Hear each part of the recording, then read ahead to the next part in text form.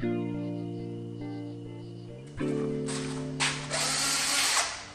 everyone, my name is Tyler. I'm at Killarney Lake Boatworks. Today we're going to be changing it up. We're going to be talking about some different kinds of things that are here. So right behind us is a 2000 Sea Ray.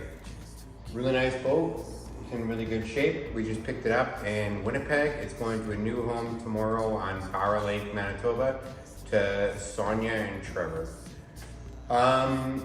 So just to recap, a couple of weeks ago, I think it was like 5-6 weeks ago, there was an incident that happened with a storm and they lost their Glastron 17-foot MX. It was like a 2006. Very economy class boat. It had a Volvo in it, but like a 2.4 liter. It was super small. Anyways, their boat went down. They were having a plea, like someone help us with the boat. So my friend Corey, who works for me, he saw the ask for help and he said, yep, Tyler and I, we will go sort it out. So we went down, we put some lift bags underneath the rear end of the boat, we pumped it out, we got it back on its trailer, it's been at the shop. We're gonna talk about it and we're gonna go out to look at it soon. But this is the boat in between, or behind me, what's the replacement? This Sea Ray. Out with the Glastron, in with the top of line Sea Ray. So this Sea Ray, I know everyone talks about Volvo this, Volvo that. Volvo in my mind is still OMC, and I swear by Merc Cruiser. So this has a Alpha 1 Gen 3 on the back, and it's a great drive on the back of the motor. Carbureted, it's not EFI though, but it's a good motor. It's a 4.3 liter. Great motor, great machine, really clean. We're gonna show you guys what it looks like inside. So let's go on like a field trip. Then we're gonna show you guys how we strip vinyl graphics with the wheel. So stay tuned. So right here, we're looking at the back of the boat. It's got a beautiful upholstery inside of it. So we get right from the back of the boat. Look how clean the upholstery is in the boat. It was well taken care of for a year 2000. There's not a mark on the seats. The fiberglass is in great shape. It's got a nice Eagle depth finder / fish finder on the front. We just installed for Sonia and Trevor a Minn Kota on the back, so because Sonia loves fishing, so this should be a new upgrade. The drive is in great shape, good 4-blade instead of a 3-blade. Okay, we're just gonna go around to the front of the boat. It's got a brand new canopy. The canopy was bought 3 years ago and they used it very little. It's got a nice sock for it too. Just gonna look up here. So yeah, there's like a grab rail and like the leather seats. It's all good. Okay, now we're gonna move out to the Glastron.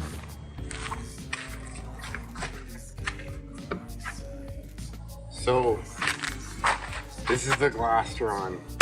When we saw it was underwater, the waves were crushing over top of it. The motors are right off. The insurance company wrote the whole boat off.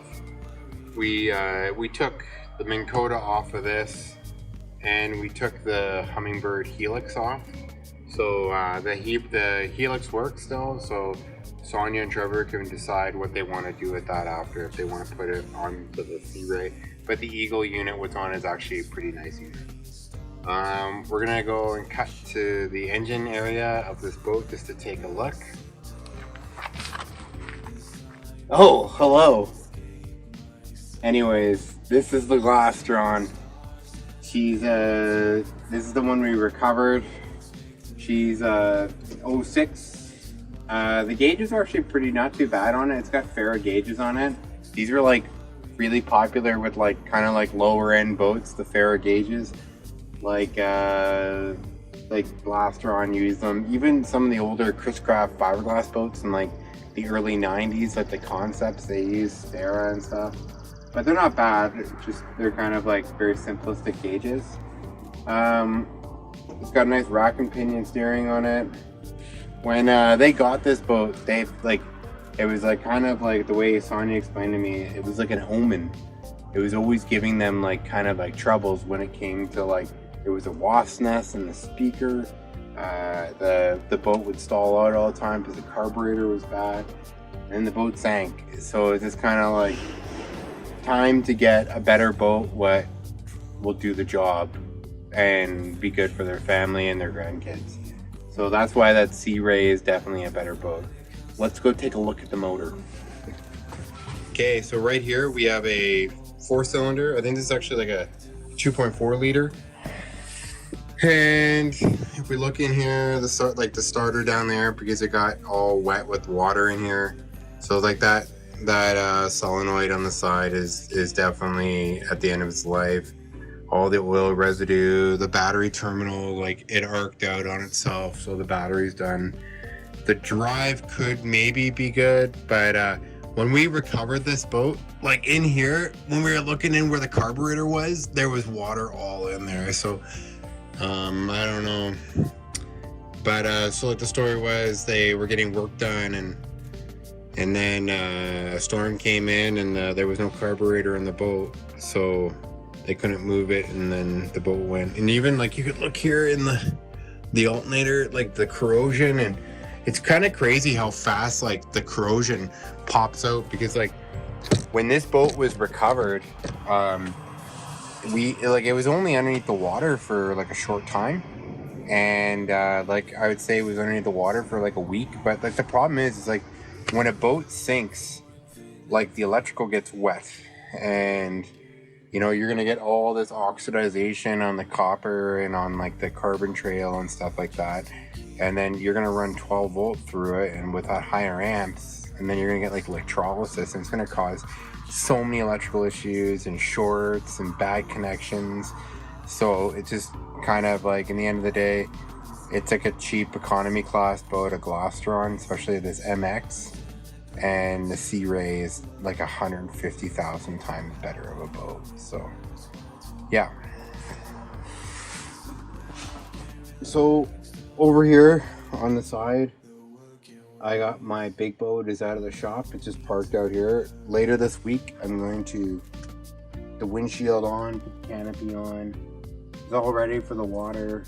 There's a little bit of an oil leak on one of the coolers, so I got to take a look at that, but it's not a big deal. And she'll be launched next Friday. I'm like 2 weeks late, but so be it. That's life.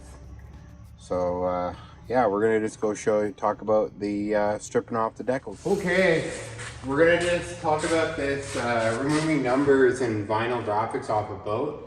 So I picked this item up at Princess Auto. You're gonna go through a lot of them.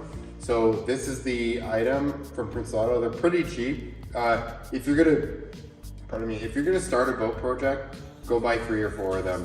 And this one is kind of wore down. You can get a solid state one. You get one with like little fingers on it. You want the little fingers. So I'm gonna show you how I use this. And I can strip it off. So I have like professional grade tools. So XRP, so you wanna put on the fastest speed. So we're gonna now just go put it on. We're gonna rip this off.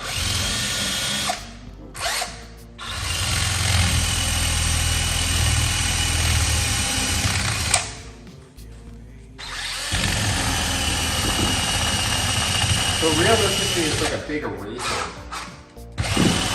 And if this erasing the graphics off the boat, it's gonna take time.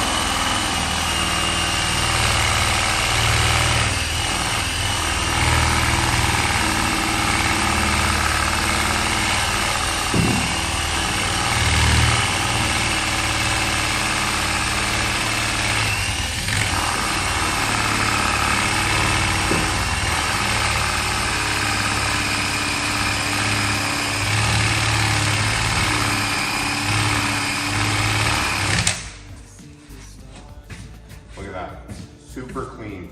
So I'm now gonna just finish off the rest of this.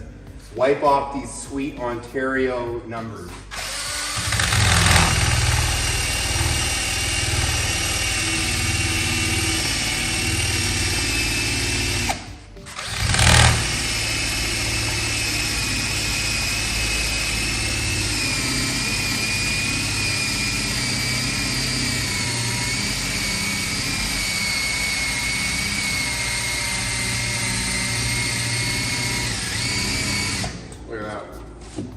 right off.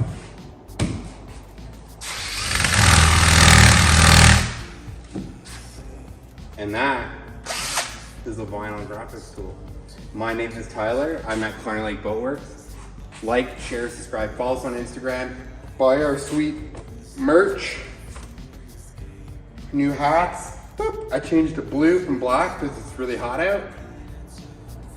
Follow us on Instagram, YouTube, if you like, if you feel. Tom's Boat update. Look at these sweet pictures. Man, look at this video. He had a wonderful 4th of July with his daughter who's in the Navy. She came down to Virginia, Minnesota, living it. Anyways, my name is Tyler. Peace out.